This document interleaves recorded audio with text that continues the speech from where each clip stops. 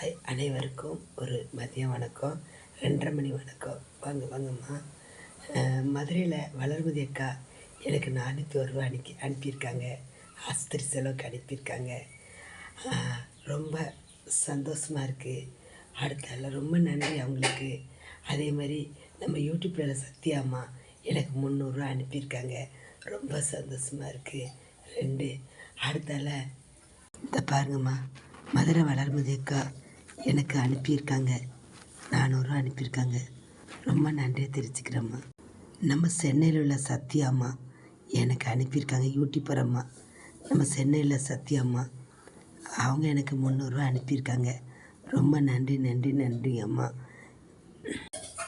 திரும்ப நம்ம ஆட்டோக்கார குடும்பம் ரவி அண்ணன் என்னை பற்றி பேசி அண்ணன் சேனலில் போட்டிருக்காங்க. அந்த சேனலை பார்த்துட்டு ஒரு அம்மா நம்பர் எடுத்து என்கிட்ட பேசினாங்க.